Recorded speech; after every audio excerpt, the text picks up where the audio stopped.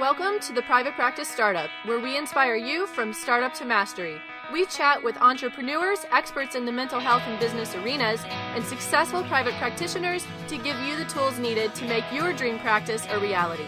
Visit theprivatepracticestartup.com for awesome resources, free trainings, and so much more. Here are your hosts, Dr. Kate Campbell and Katie Lemieux. Hey everybody, welcome back to another episode of the Private Practice Startup Podcast. I am one of your hosts, Katie Lemieux. Hey everybody, it's Dr. Kate Campbell. Nice to be here again. We hope you guys are doing well. And today is a big, huge day for us. We are hitting episode 100. Woohoo! 100. Can you believe that we are on episode 100? We've been podcasting for over 2 years now. We have. And it's incredible. What a journey. Learned quite a lot along the podcast journey. Yes, we have. So today, actually, because it is the 100th episode, it's a very special episode, and we thought we would answer your branding and marketing questions. Over the time that we've owned the Private Practice Startup, we've really fallen in love with marketing and really want to be of service to you guys and just talk about an area that we're super passionate about. And so we wanted to thank everyone who sent in their questions, and we'll be answering some of those today. But before we do that, last week we got to talk to Becky DeGrossa all about 3 tips on writing specialty pages, which is so essential, speaking of branding and marketing, as you really want to assure that your specialty pages are really capturing your ideal client, speaking right to them, and really converting them to giving you a call to seeing them. So that's really important. You guys want to make sure you check out that. Definitely listen to that podcast episode. It's a really good episode. We were actually hanging out with Becky earlier today, having fun, and on her Private Practice University platform. So that was really cool. Talking about marketing. Yeah, exactly. And so if you're new here, we want to say welcome, and we hope you are here to stay. We want to embrace you and give you a big virtual hug from our home to yours. Welcome to the Startup Nation family. We have a special gift for you. That is our A to Z cheat sheet, essentials for building and growing your dream practice. Head over to privatepracticestartup.com, head over to the resources tab, and there you will see the A to Z cheat sheet. And better yet, not only do you get the A to Z cheat sheet, which is a ton of fun. It was very fun for us to make, actually, but you'll actually get 5 days of practice building emails, tips, resources, information, and just really action steps to get you into action around your private practice in regards to marketing. So you want to check out that. And of course, if you are a loyal listener and already part of Startup Nation Superhero family, welcome back. It's great to have you. Yes, welcome back. So let's take a quick break from our sponsor. Today's sponsor for this episode, our special episode of 100, woohoo, is actually TheraChat.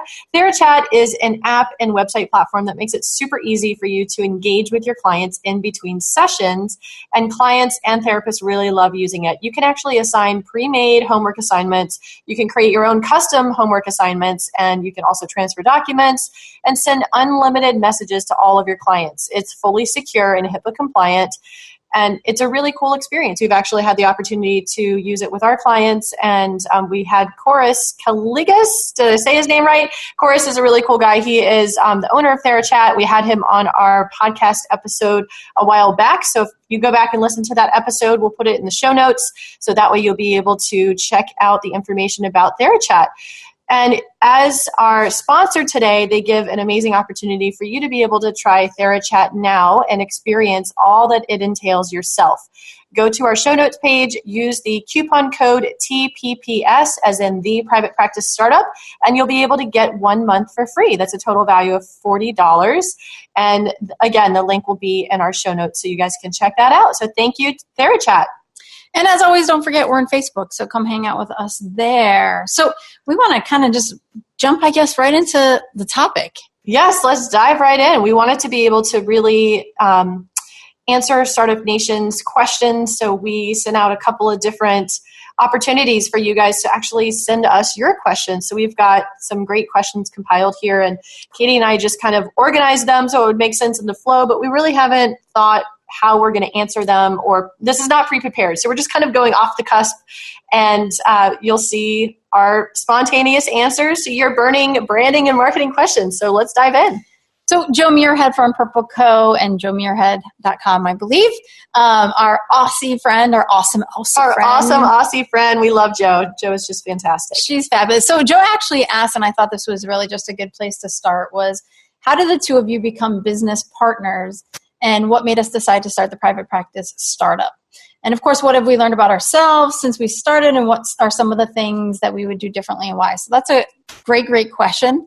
I know that we've talked a little bit about our journey, but I don't think we've talked about the story of our journey. So interestingly enough, Kate and I actually met back in 2006 in licensure supervision with Dr. Annalyn Scully. Kate and I loved our supervisor so much we didn't want to give her up that we had both decided to do AAMFT approved supervision of supervision.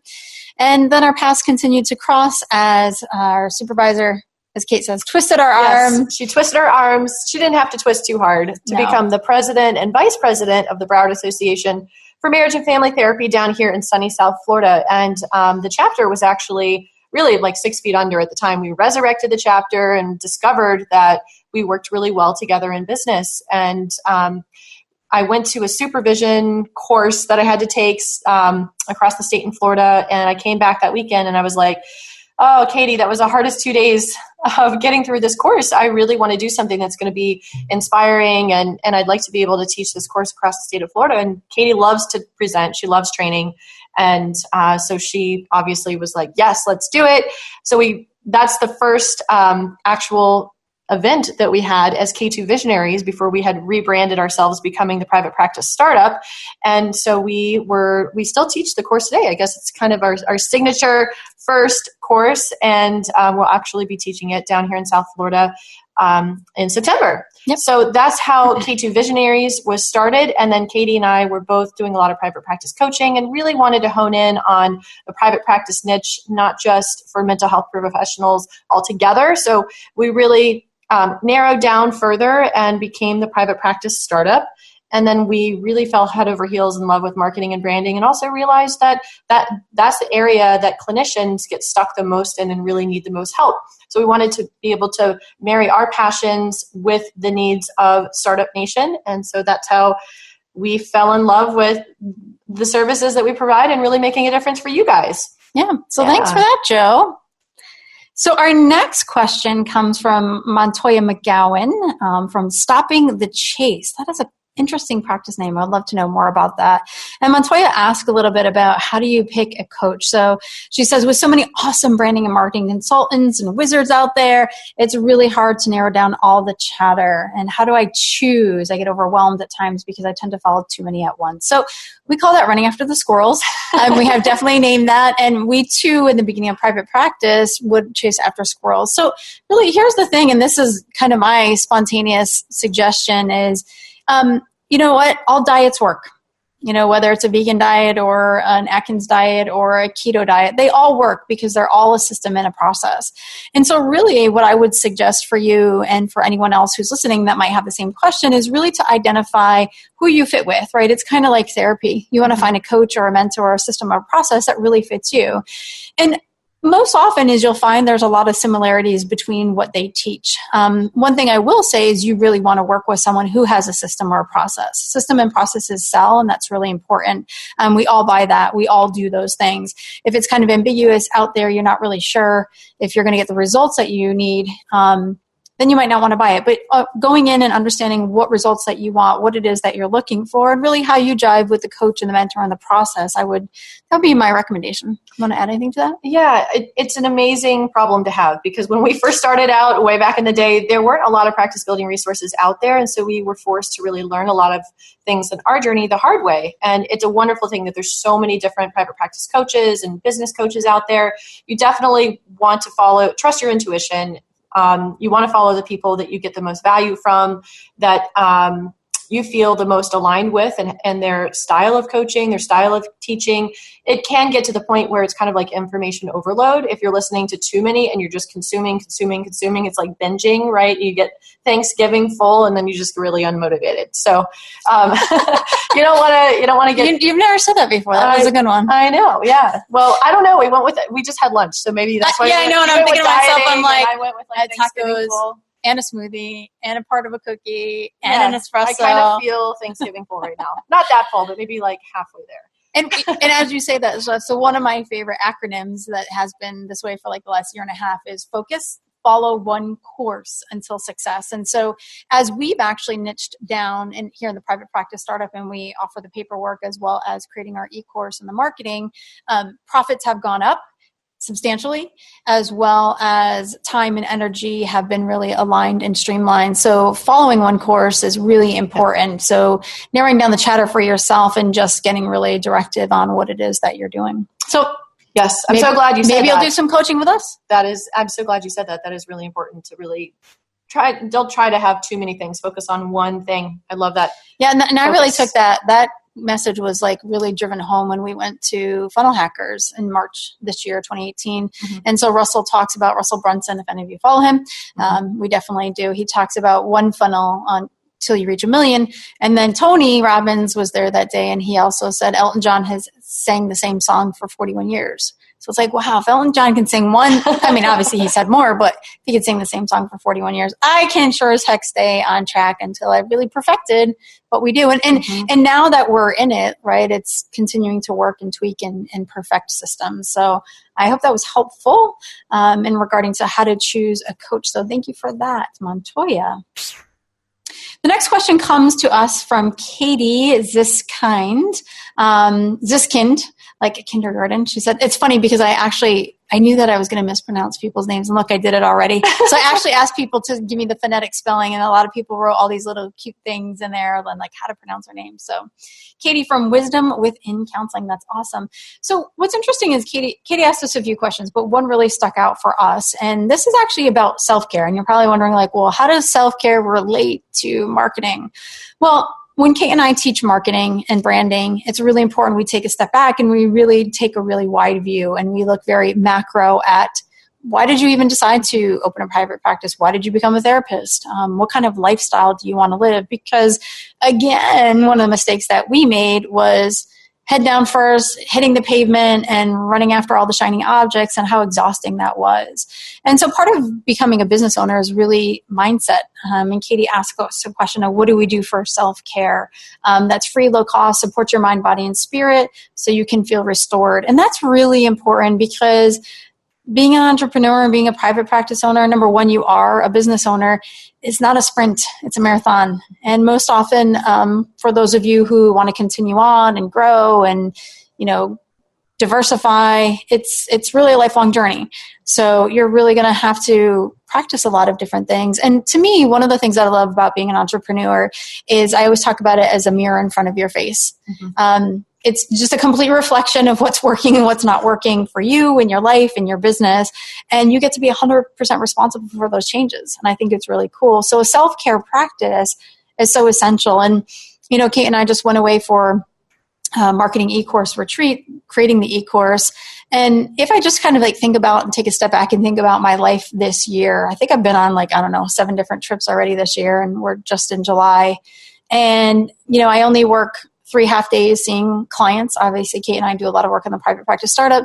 And a lot of times I have 3-day weekends. So I'm really starting to live that dream lifestyle. So that's really important. And the self-care aspect is extremely important. And again, I think that's just aligning to yourself, whether it could be as easy as reading a book. It could be going to Starbucks and people watching while you sip coffee.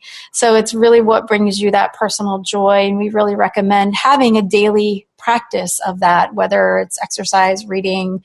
We posted a question recently about that, like apple cider vinegar, drinking apple cider vinegar in the morning, meditating, just really having a self-care practice is essential. And in my mind, it's twofold. It's both sides. You want to look at self-care as a practitioner in your business life, and are you working with the clients that you feel most energized by, most rewarded by, and are you really staying true to yourself and your passions in that way? Or are you finding yourself accepting clients and working with clients who, they're not really your passion. You leave session feeling drained or exhausted, or just you leave the office at the end of the day and you feel like you have nothing left to give. That's probably, you're probably not in alignment and not taking as good of care of yourself in the professional sense.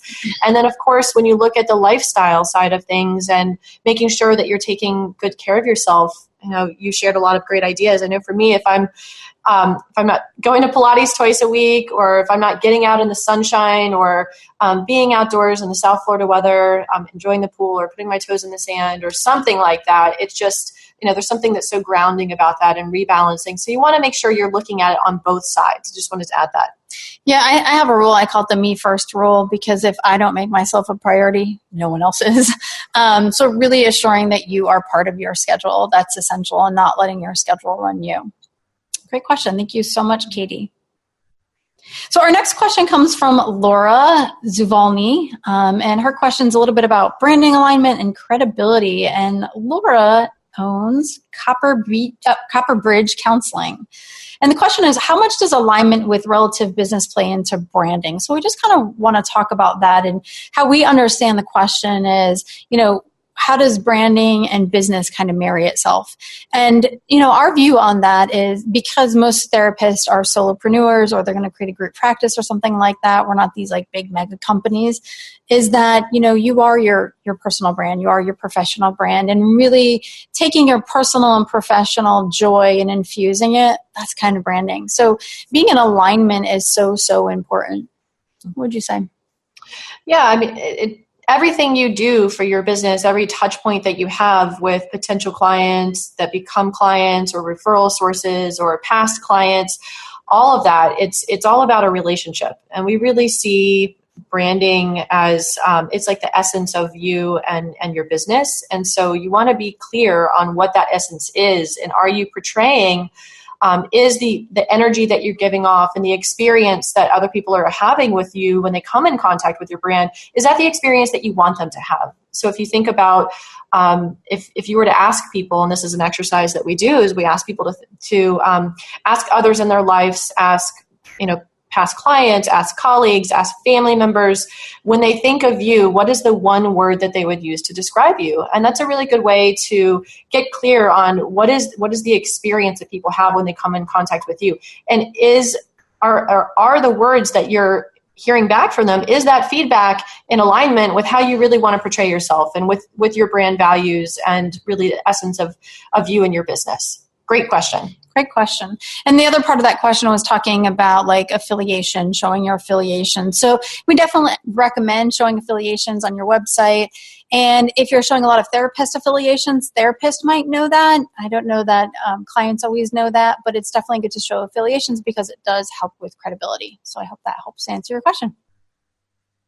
Our next question comes from Elizabeth Dumville from Family Psychological Services of Lakeland. And Elizabeth's question is also on branding. So what are the important questions to ask when attempting to gain insight into your practice, branding, and marketing identity? Great question. We have probably a ton of them. Oh my gosh, we could talk about this for days. We could talk about this for days. So with the branding piece, let's start there. What comes to mind for me is getting really clear on your why. So why is it that you're passionate about doing what you're doing, working with a population that you're called to serve? What is it about that really is so moving for you? And to get really clear on your why. And that's really going to be your vision for your company and for your brand. And when you're clear on what that is and you assure that you follow that, then the business decisions that you make in the future, the marketing decisions that you make, you'll be able to see, am I in alignment with my vision? Am I following my vision? And am I staying true to that? And when you're clear on your why, and you know why it is that you do what you do, and you're clear on who it is that you're called to serve, and you get really clear on your ideal clients. And really, we like Startup Nation to get really intimate with our ideal clients and really get to know them on a deep level and what they're struggling with and what they desire most in life and how it is that you can help them. Then you can really craft the marketing messages that are going to be able to attract them, which makes marketing so much easier because then it's not this hard sell where you're trying to really, convince someone to work with you. Instead, you end up attracting the people that you're really called to serve, the people that you do your best work with, that are most rewarded when seeing you, and you're most rewarded when seeing them. You just end up attracting them to your office through your marketing messages, and it becomes, it all kind of works together. What would you say? Yeah, it totally does. And branding really is understanding yourself and your personality. I remember, I think it was like January 2 years ago, or maybe this year, I just finally like felt the freedom to be like, well, screw it. If I'm going to wear jeans to the office if I want to, because, I had this whole persona of what professional looked like in my own mind. But at the same time, like, I don't always love to dress up. So it was very funny in the freedom of allowing myself to wear jeans. I felt more open and free to be me, which can sometimes be funny, very directive. I make a lot of like animated hand motions, and it just felt more in alignment to me. So it's really kind of understanding who you are, but most importantly, like Kate was talking about, your ideal client. I know I worked with a coachee, and we totally joked about this, but she was so excited to tell me what she wanted to put on her website, because she wanted to put like paws in the sand or something like that, because she loves animals. And I was like, that's about you, not your ideal client. Like, do they care? And we said that in a joking manner and laughed. And she's like, yeah, you're probably right. So you really need to understand your ideal client and what works for them. If you're into, I don't know why I have flames in my mind. I don't know. Maybe you love Harley Davidsons or something like that, and flames and stuff like that. And I don't know, you're working with business women who are attorneys. I don't know. Maybe they don't like flames. So that wouldn't be good. Anyway. So thank you so much for that question. I hope that answered your question, Elizabeth. I don't know where I went off on that. Maybe that's the espresso now. That's the espresso. It's hitting you. You're flaming with espresso. Okay, let's keep moving on to the next question.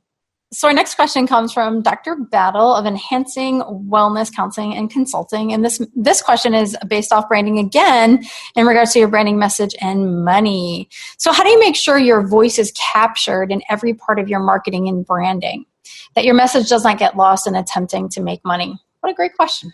And for me, it comes back to your why again, because when you stay connected to your why and you're able to keep that passion alive inside of you, it's very clear that you love what you do. And when you do what you love and you love what you do, it just transforms the whole experience. And people who are coming in contact with you, when you're connected to your passion and why you do what you do and how you're called on this planet to help a certain population with something, it really just transfers into how they experience you and how and that's what branding is. It's other people's perceptions of you. It's their experience when they come in contact with you. And so when you're connected to your why, it transfers into every part of your brand, into your marketing. And it's very clear it's not about money. Yes, private practice is a business, and you need to make sure that you're making a living, doing what you love.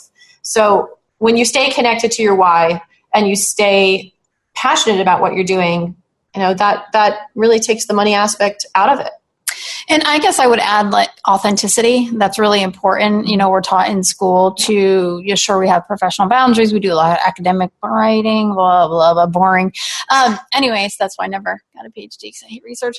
But anyways, in regards to marketing and branding and your voice has a personality, and so doesn't your brand. And that really needs to come through your marketing messages. One of the things that we talk about is that a lot of times either you are or were your ideal client, or you're very closely related to your ideal client. This is where Kate's talking about like your why. There was probably a reason that you got into therapy. I don't know, maybe you were a foster kid and you want to help foster kids, or, maybe you had a mother-in-law that dealt with addiction.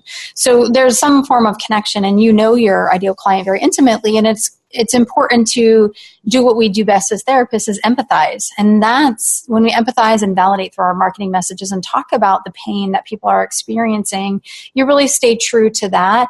And that feels good, right? Like it feels good when someone knows me, feels good when they're reaching out to me or know that I can help them, and vice versa. You know what I'm saying? And so, then value, people will want to work with you because they know that you're the one to provide them value.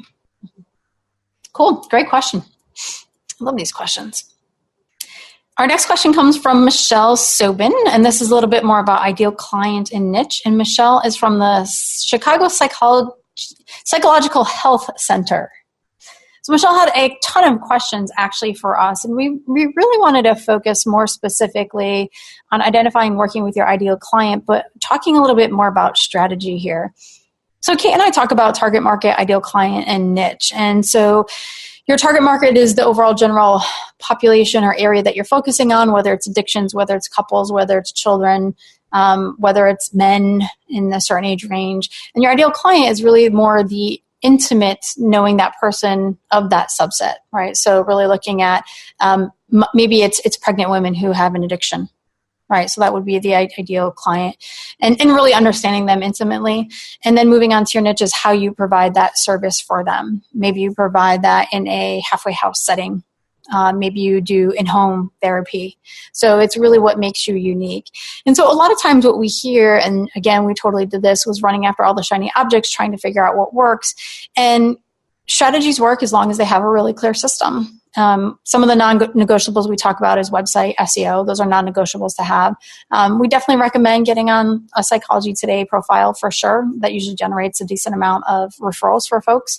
But also you really want to identify what your natural talents are in regards to what you do well. Do you love presenting? Do you love training? Do you love networking? Do you absolutely hate networking? And just trying to figure out where you fit. But what's most important is allowing yourself to stand out in the crowd, right? So even if you just work with children and adolescents, that's the target market, but what's the ideal client in that? Children and adolescents who do what? That are affected by trauma, children and adolescents who have academic issues. You need to continue to narrow down that area to really help your marketing and help you stand out, and then really talk about that unique service delivery. The goal is really to be visible. You want to create a strong presence in the community, and you also want to create a strong presence online. And being visible in a way that you're easily searchable and findable, and your ideal clients can really connect with you, or the referral sources that are going to be referring your ideal clients can connect with you. So you really do want to have that strong, really great website and online presence, and then also connecting with people. If you're more of an introverted person and you don't love big networking events and you want to do something more one-on-one, that's always an option for that. There's a lot of different strategies for going about that. Another important thing, we probably don't like to talk about math too much as therapists unless we love math. I know. One essential thing is tracking and measuring. Is you need to do something for more than 3 months, usually is like 6 months, and track and measure what's working and what's not working. And the only way you can tell that is your numbers. So it's important to understand like where your referrals are coming from, what's working, what's not working, so you can decide where to put your time, energy, and money. And then also outsource things that you don't enjoy, you're not an expert in. Like for me, it's totally technology and SEO. That is no secret. Yes, definitely. So we hope that answers your question. Our next question comes from Dale Lati, and Dale's question is focused a little bit on niche, and Dale's from Lati Psychological Associates. So I've been practicing as a generalist, a clinical psychologist for 21 years, and having a hard time narrowing my focus and picking out a niche and specialty. Any suggestions to get unstuck? And I've narrowed my practice down to age 17 plus, but I can't seem to pick a niche. Cool. So I know we're kind of tackling this, and I'll let you offer your perspective. Yeah. So I would. Well, what other clinicians that we've coached have found to be really helpful is to sit down and to really think in your mind, what are the last 5 to 7 clients that you've seen within the age range that you're referring to here around age 17, that what did they have in common when you left your sessions and you were feeling energized and excited and, oh, wow, that was an amazing session. Or that, you just leave feeling excited and rewarded and fulfilled, and you feel like you're doing your best work with that particular client. What are the commonalities between those clients when you sit down and you have their charts in front of you, or you have their images in your mind? What are the commonalities? What are the themes that are running? Are there similar presenting problems and pain points? Are there certain goals that they have in common that they're working towards? What is it about those clients that you love working with the most? And then what is it that you bring that's unique to those clients in terms of the services that you provide, in terms of your strengths as a clinician and how you connect with them, to really get clear on both who your ideal clients are and then your niche, and what you bring to meet the needs of those ideal clients. You can have more than one ideal client. You don't have to just have one ideal client. You can have several. If you want to have 2 to 3 ideal clients, that's totally awesome. You just want to get really clear about who they are, what their pain points are, what they're longing for most in life, and what their, what the results and the transformation or the goals that they're working towards, so that you can really think about, how it is that your services can help them get what they really want in life. And the niche part is really how you deliver that service that's unique to you. And that's really important, whether it's, creative therapies, art therapy, painting, sculpting, whether it's equine assisted therapy, psychotherapy, you do online therapy, you speak several languages. Those are really important things. And I would say even getting a little bit more clear on your ideal client, 17 plus is really broad. So when you're trying to reach too many, you're not reaching anybody at the same time. And I guess I would have some further questions. Is I would ask yourself, if you were at a party and someone asked you about something about that you do or something specific about what you do, and you could talk for an hour and a half, and you get so excited and people are captivated by what you're talking about, think about that population. Think about that maybe issue or problem that you help people with. That's probably really in alignment to who that ideal client is. And just really doing some research. Also, maybe check out the books that you're reading. If you come to my house, you'll probably notice all the business, entrepreneur books, marketing, and money. I love talking about those things. And so obviously we help people with a lot of that stuff. So, check out the books that you're reading. What are you always talking about? What is it you could talk about for hours? So that might also help you kind of identify where to go in finding your ideal client, and then your niche, that really cool specialty that you offer. Awesome, Dale. I hope that answers your question. Thanks so much.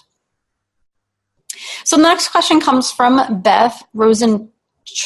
I'm hoping I pronounced that correctly. And this question is focused more on the networking, specifically how to get doctor referrals. So, what we help people do is really go through that vision, mission, culture, that dream lifestyle, the ideal client, the branding, the niche, and everything like that. And then we kind of get into strategy. So strategy is really important, but we also recommend you do all the stuff that we talked about first before you get into strategy. A lot of times people go to strategy first. It's a logical step. I totally get it. Makes sense. Totally been there, done that, made that mistake. But without really identifying all the things that we're talking about, it doesn't make you stand apart from others. You might just be another person stopping by the doctor's office hoping to get referrals. And you really don't want to do that. And in our friend Jo Muirhead's words, and I took her 5 Favorite People networking course, which was amazing. So if you guys really want to know how to network effectively, I definitely recommend that. And we'll also put her podcast on networking in the show notes page, so you can listen to us talk to her about that. But, Jo talks about really identifying people, number one, that you want to hang out with, that you want to build a relationship with, because networking really should be about relationship building, someone you care about, you genuinely care about, you're wondering about them, you maybe have their birth date in your calendar because you want to wish them happy birthday, not just because. And also people who hold your ideal client. So assuring that, and this is why it's so important to know your ideal client first, is you're not going to go to every doctor's office, right? I don't know, maybe you're an infertility specialist. Right? Well, then that would help you identify what doctors to seek out, but also doctors in regards to the ones that you want to build a relationship with. And really interestingly enough, with doctor's office, you're actually usually building the relationship with the gatekeeper, and the gatekeeper is usually the front desk person. So when you have a brand really makes you stand out. I know that I did this woman was my business coaching, and she had this really cool thing where she actually, I'm going to talk about, your smiling. Don't go bananas. Don't go bananas. Yeah. So she did, I think her area was assisted living facilities. But what she did is she would make these little mini banana breads. And on the back of them, it said, "Don't go bananas. Contact me and I'll help you," or something like that. And so that really made her stand out. And so when you're working with gatekeepers and things like that, is you're building a relationship with a person at the front desk.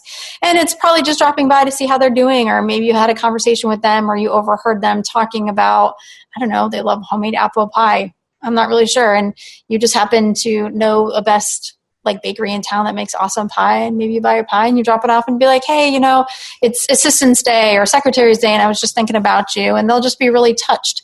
So it's important, but again, it's about nurturing the relationship. It's not just about trying to get, a lot of times people see networking as a transaction. All right, I'm coming to you. I have something to offer you. Please take it. And I don't know if you guys have ever had that feeling where people are trying to offer you something, and you're like, "But I don't want that. I'm good." Or it's like the people at the mall at the kiosks, right? Yeah. They chase you down. "Oh, do you want your hair curled?" You're like, my hair's 2 inches. No, it's not going to happen here.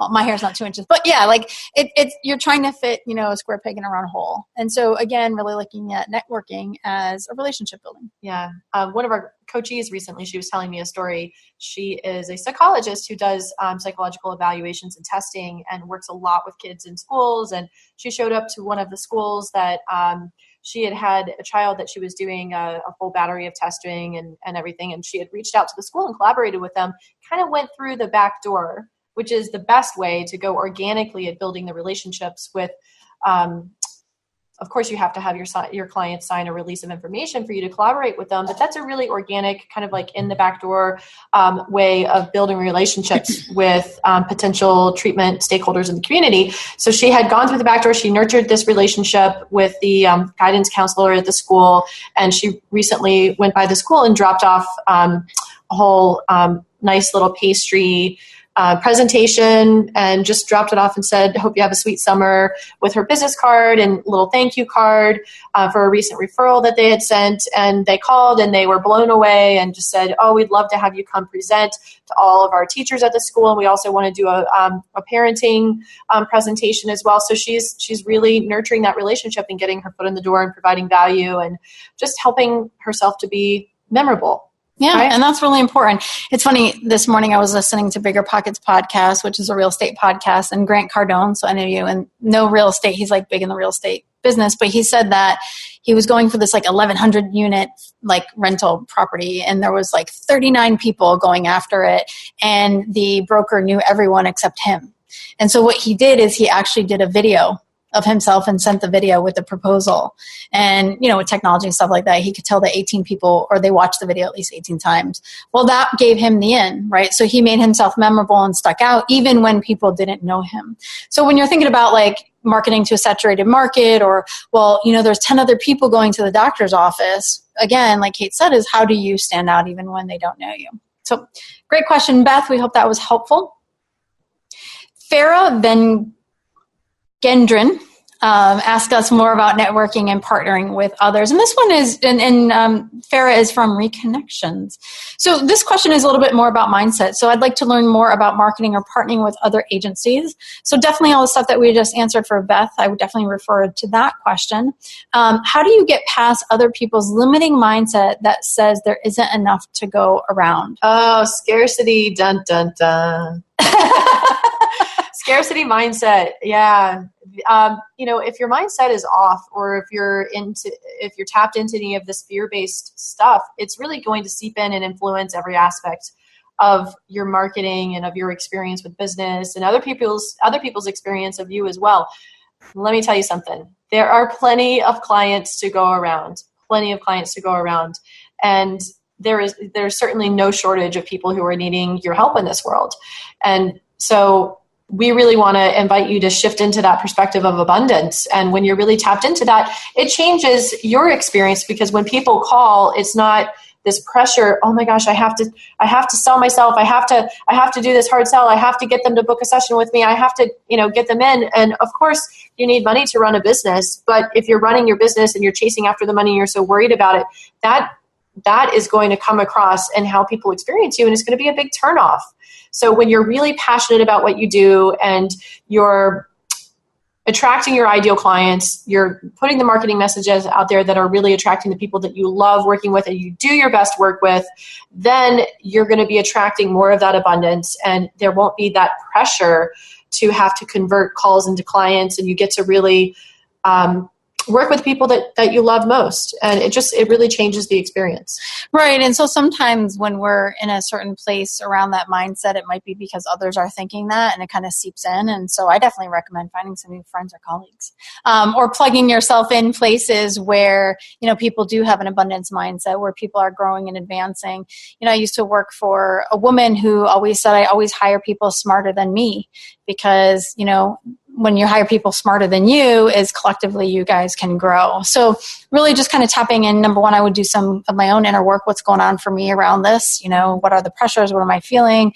Is it a money mindset thing? Is it I'm scared about being a business owner? But I would also tap into just like feeding off the collective energy of others who are really in the abundance mindset, and that can help you shift that aspect. But like Kate said, there's plenty of folks having problems.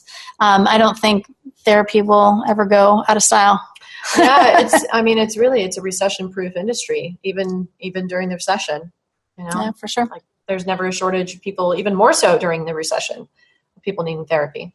So our last question comes from Renee Lappin, who's actually a local therapist. So that's really cool. Hey, Renee. Hey. And Renee asked a question about personalized thank you gifts. So this is really cool. So what are some ethical thank you gifts that we can give our referral sources besides providing excellent service, something other than trinkets with your business name printed on it? So I like that Renee talks about like ethical gifts, right? So we have to be very cautious of the whole, what am I thinking? Kickbacks, rebates, bonuses, and things like that, is that we don't want to provide like referral fees and things like that. And sometimes gift giving can be seen like that. Again, I just, my answers a lot of times go back to branding and being memorable. So it's really important. I mean, personally, I don't like a lot of the cheap promo stuff, like a pen or a pad of paper just really wouldn't do it for me. I like to be known by people and people really understand me and then kind of get me a specialized gift. One of the things that I have done for 1 year or a year and a half, whoever had referred to me, I got these really cool keychains. They were really nice keychains from Baudeville. So Baudeville is actually a place that we get our stuff, our inspiration toolbox. And the keychain was, thank you for making a difference. And still today, I'll run into people who I had sent the keychain with a nice little card, and they still have their keychain with them. And so that's a reminder of me, right? And a thank you to them. So I like that. That's a great thank you. There was actually a story that popped into my mind, and then I got captivated by your story. And I can't remember what the story was. Oh, it came back to me. Our friend Claudia Zabursky, she is a branding strategist and expert. She was actually on an earlier podcast. We'll link to that podcast so you guys can listen to that episode as well. There was a knock at my door at the office maybe a couple months ago, and someone delivered this beautiful personalized thank you gift for me. And it had a candle that had her logo on it and this beautiful arrangement of flowers and a little card. And she had like something very cute and clever on the outside. And it was so thoughtful and it was so on brand for her. And it totally made my day and made me think of her. And we've referred a lot of people to her for the branding expertise. And it was just a way of her saying thank you for that. So it was really a very touching thing that totally made my day just to be able to get that. And it was very on brand and just reminded me about why I really love to collaborate with her and how awesome she is at what she does. So when you're thinking about what to give, you would want to give something that would be on brand and then something that would be valued by the person that you're giving it to. So it could be that you drop off like a beautiful orchid arrangement for their office that they get to, it's kind of the gift that keeps on giving, even after all the flowers fall off, it blooms again. Or maybe you're dropping off a little thank you note with a little Starbucks gift card, just something small, but just something to let them know that you're thinking of them and that you appreciate the relationship that you have with them. And it's not just for, hey, thanks for the referrals. It's, hey, thanks for doing what you do. Thanks for making a difference. Thanks for being in my life and collaborating. Yeah. So again, just making it really personal and specific to that person. And I thought of a little saying as you were talking about like the Starbucks gift card. It'd be like something like, hey, I love your energy. Stay caffeinated. Here's a Starbucks gift card. So just things like that, things that are personal of you. They're on brand, but also personal to them. So guys, this has been really fun to be able to connect with you guys and answer your questions. We so appreciate you guys taking the time to write us and ask us about branding and marketing. And don't forget, we have our branding and marketing e-course. Either it's almost ready by the time you hear this podcast, or it's already ready and we're already doing it and it's live and it's happening, but it's really been our passion and our baby for like the last year and a half. So you can check that out at privatepracticestartup.com. I believe that's on the events tab, but we'll also put it on the show notes for sure. And we'll make sure to link the actual page where you can see all about our e-course and coaching. We're doing a little bit of a hybrid model. So we'll make sure to put that link in the show notes page so that you can easily access it and you can listen to the episode that we did all about our branding and marketing e-course. Yay! That's exciting. And hopefully you'll be joining us for that. If that resonates with you and you're really wanting some helping with branding and marketing, it's just been a joy and we're amazed by the results that people are getting. So that's just so exciting for us. I call it the chill factor. So thanks, guys, for hanging out with us today. It's been a special episode. Thank you so much for celebrating our 100th episode with us. And we look forward to another 100 episodes plus. So I guess you have to write us and tell us what we should be doing for our 200th or 150. I'm not really sure. So next week we have Pia Arundel on the podcast where she talks about how to pass your audits, your insurance audit. So for those of you who are on insurance panels and might be freaked out about getting audited, she will help you very cool as a cucumber, learn how to pass that. And don't forget, we talked a lot about different things, different podcasts, other resources. Make sure you check out the show notes page for all of those informations, hyperlinks, and all that great stuff. And we'd love for you to show us some love. So if you really enjoyed this podcast or you're enjoying this podcast, if you want to review us on iTunes or Facebook or Google, we just love that because when we hear that stuff from you, it just keeps us going. So we really appreciate that. That's our why, right? That is our why. Well, I really became present to my why for our why or our mission because when we were at Russell Brunson, I remember I turned to you and I said, I really got it. We have to help other therapists do what they do because if we don't, we're failing people for the opportunity to have someone's life changed by this person because we know that 80% of business owners after 5 years don't make it, right? And so that's really why we do what we do because we know that there's some amazing talented therapists out there. And if they're not out there in the world of private practice because they struggled, we want you out there. We want you doing the work that you People do. Need you. Yeah.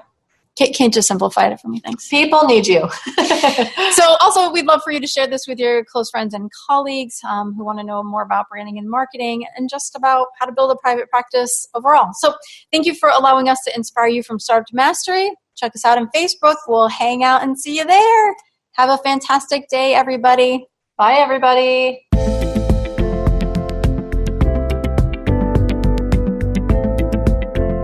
Thanks for joining us on The Private Practice Startup. Visit theprivatepracticestartup.com for awesome resources, free trainings, attorney-approved private practice paperwork, and so much more.